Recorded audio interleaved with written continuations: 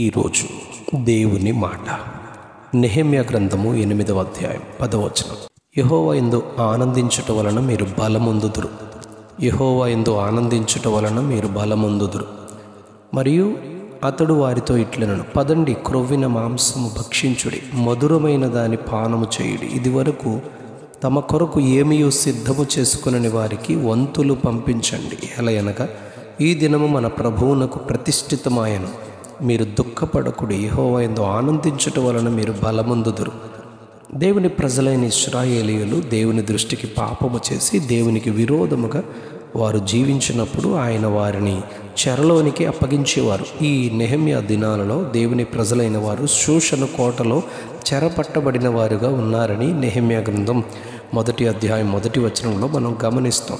నెహెమ్యా గ్రంథం 1వ అధ్యాయం 11వ వచనంలో నేను రాజునకు గిన్నె అందించువాడనై ఉంటిని అని నెహెమ్యా చెబుతూ, యెరూషలేము నుండి చెరపట్టబడిన వారిలో శేషించిన వారిలో నుండి హనన్యా శోషణ కోటలోనున్న నెహెమ్యా యొద్దకు వస్తారు.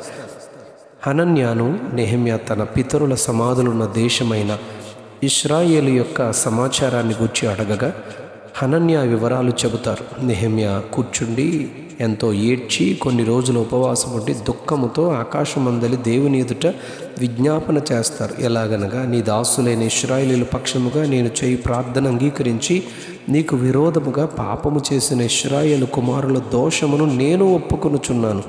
నేను నా తండ్రి ఇంటి వారును పాపము చేసి ఉన్నాము. నీ ఎదుట బహు అసహ్యముగా ప్రవర్తించితిమి.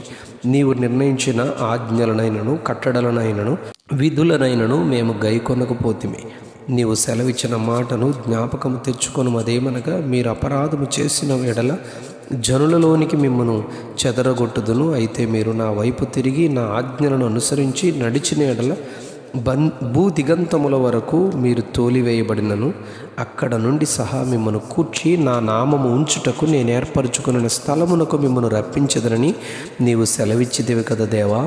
ఈ దినమందు నీ దాసుని ఆలోచన సఫలపరిచి ఈ మనుష్యుడు నా యందు దయచూపునట్లు అనుగ్రహించుమని నిన్ను బతిమాలు కొనుచున్నానని నెహెమ్యా ప్రార్థించారు. ఈ మాటలు నెహెమ్యా గ్రంథం 1వ అధ్యాయం 4 నుంచి 11 వచనాల్లో రాయబడ్డాయి. కనుక దేవునికి అవిధేయులైన ప్రజలు, ఇశ్రాయేలు ప్రజలు చెదిరిన చోట నెహెమ్యా ప్రార్థించి ఉపవాసించి దేవుని బ్రతిమలాడి పాపమును పితరుల దోషమును ఒప్పుకొని క్షమించమని దేవుని వేడుకుని నెహెమ్యా రాజు యొద్ద గిన్నె అందిస్తూ ఉండగా రాజును బ్రతిమలాడగా రాజు సమస్తమును నిర్వహించుటకనగా మందిరమును, గోడలను, గుమ్మములను, గృహములను పునర్నిర్మించుటకు కావలసిన సమస్తమును ఒక లేఖ రాసి కావలి వారికి ఇచ్చి, అడవులను కాయు అధికారులకు నెహెమ్యాకు కావలసిన సర్వమును తన దేవుని పట్టణమైన యెరూషలేమునకు చేరు వరకు పనివారితో సహా అధికారులతో సహా పంపిస్తారు.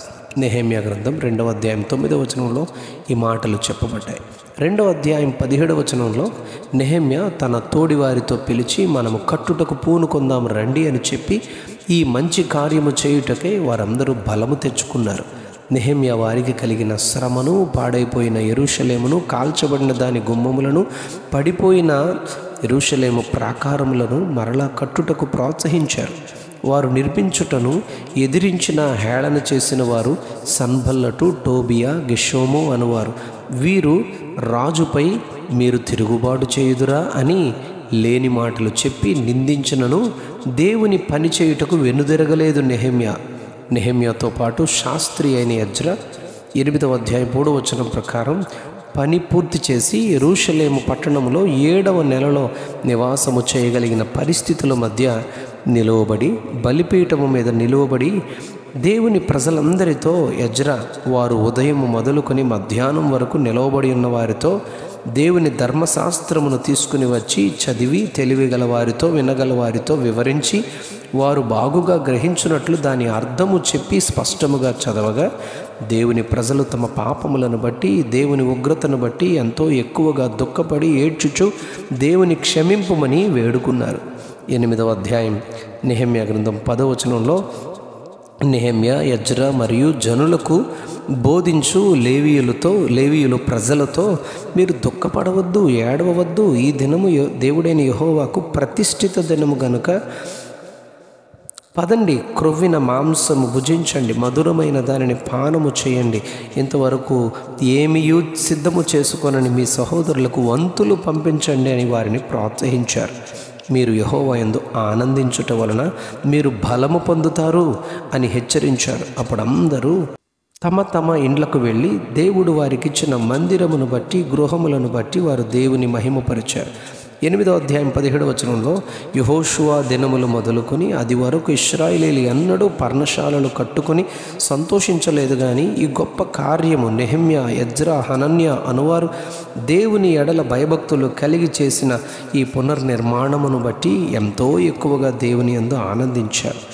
ఈ ఆనందమే మీ బలమని ఎజ్రా వారికి చెప్పి ఎంతో ప్రోత్సహించాడు. అవును, మన నిజ జీవితంలో దేవుని యందు ఆనందిస్తూ దేవునిపై విశ్వాసము గలవారుగా ఉంటే ఆయనే మన బలము.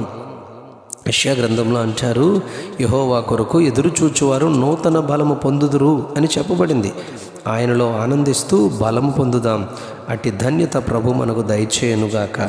Amen, amen, amen. యెహోవా యందు ఆనందించుట వలన మీరు బలము పొందుదురు. యెహోవా యందు ఆనందించుట వలన మీరు బలమొందుదురు. ఆమెన్.